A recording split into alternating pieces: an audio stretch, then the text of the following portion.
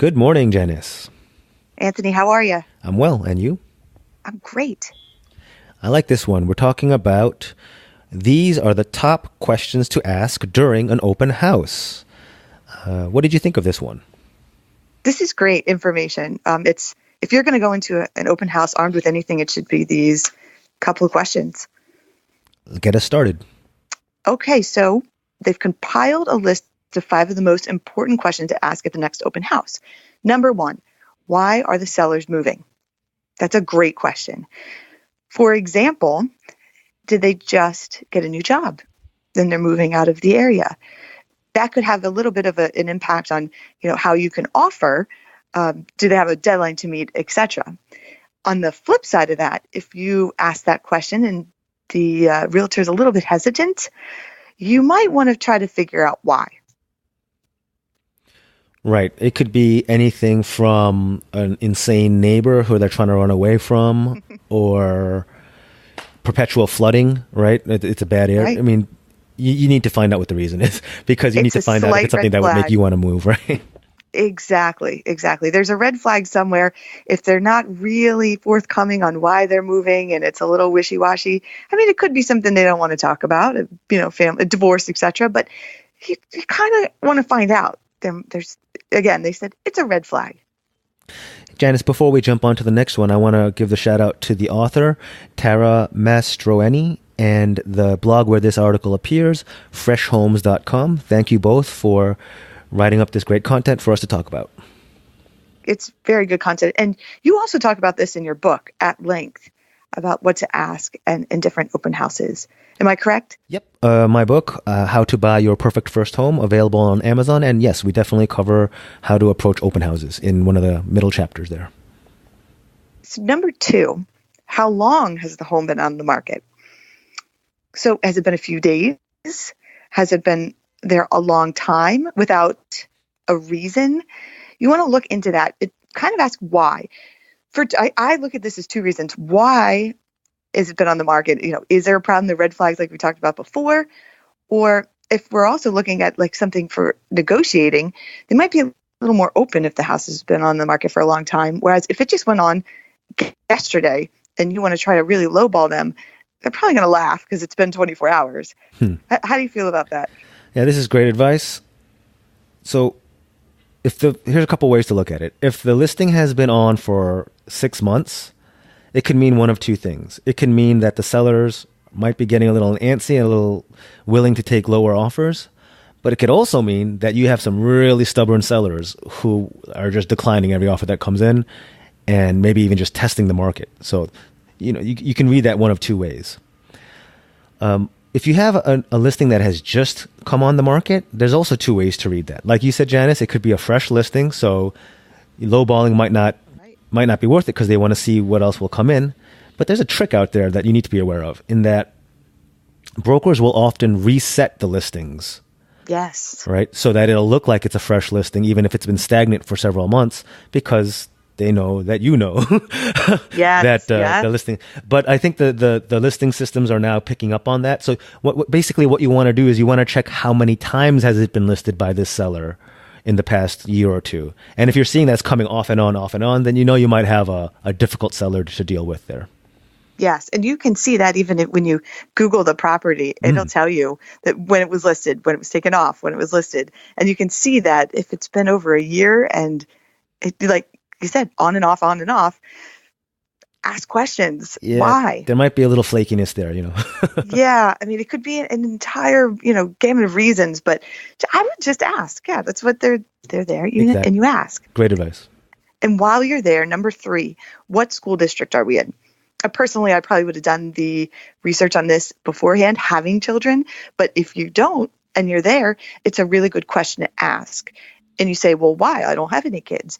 Well, first of all, your taxes. If you with some school districts, taxes are really high, and then some are really low. But on the flip side of that, you do want to be in a better school district, if possible, because think about resale. If you're not going to stay there forever, it's not going to be your final home, and you do want to sell it to someone that has children down the road, it will be harder to sell in a an area where the school district's not as great. So you do have to think about that with or without kids. Those are, I mean, you covered that perfectly. That's exactly right. The only thing I have to add, Janice, is that in New York, at least, the realtors or brokers are not allowed to comment on the quality of the schools. So you do need to do your own legwork. You can't just ask, is this a good school or not? They're not really supposed to, or I think they're not even allowed to comment on that. Interesting. But so if you do ask what school, is it separated into districts or schools in New York? Is that how that works? In Manhattan. What can they answer? Yes, they can answer which one is your zoned school. But even that, the zones are constant. It's like a jigsaw puzzle. They're constantly moving. Really? So, yeah, I mean, most brokers will say, here's the URL for the Department of Education website. All the information you need is right there. It's not really there, or it is, but it's very one of those, Byzantine old bureaucratic websites. So you need to do your own research.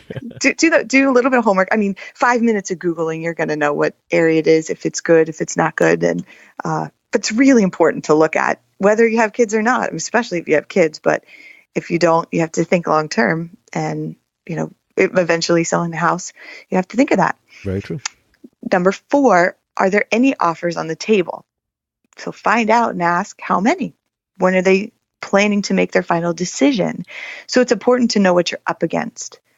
As for what makes a strong offer, sale price is key. So if you're competing against multiple offers, it's probably a good idea not to go in as a lowball offer because you won't even be considered. You're going to want to talk to your realtor and say, what's fair? What should I do? And they'll be able to tell you that when you ask how many people have put in an offer. So remember, Janice, the framework for this conversation is questions to ask at open houses. So I think the reason you'd ask about how many offers there are during an open house is to sort of modulate how enthusiastic you need to be. And what I mean by that is, if there are 6 offers on a house that you love, but the house is already at the edge of your budget, then you might want to sort of move on to the next one, right? Right. And not spend more time at this open house or spend time scheduling a private appointment. If you know that, or if it looks very clear to you that it's going to be bid up to, sort of past what you're comfortable spending.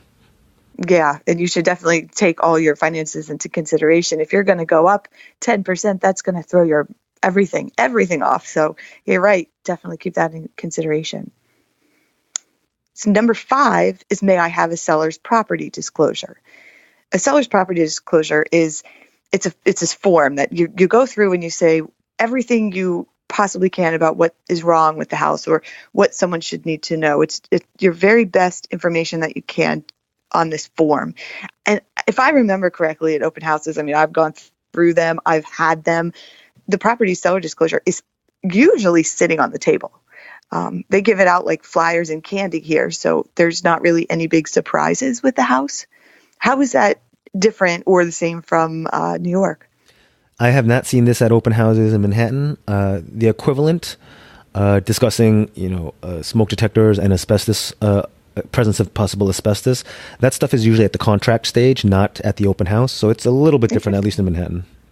Oh, interesting. Yeah, they set out in writing originally before you even make the offer of what is wrong, what could potentially be wrong, what needs to be fixed. It's really saying, here's all our cards are on the table. This is what we think is wrong or maybe need to get fixed. So you can take that home, read it over. And build it into your offer. Yeah. I think that makes sense. It saves everyone a whole lot of time. Yeah. It does. But remember, it's a legal document. So I've also seen here many times where the new buyer moves in and then there's a problem that wasn't disclosed on that property. So the disclosure. So this is great. These are great questions and information you should be getting at the open house before you commit any further down your, towards a particular property. Absolutely. Ask questions. That's what they want you to do. Find out more information. Okay. Anything else, Janice? No, this is great. I would just, again, you can take this in with you and just say, okay, why are they moving? How long has it been on the market? And ask all 5 questions. You're going to leave there armed with some really good information to make an informed decision. Agree. Thanks again to Tara Mastroeni and to freshhomes.com. Otherwise, I'll talk to you later, Janice. We'll see you soon. Bye now.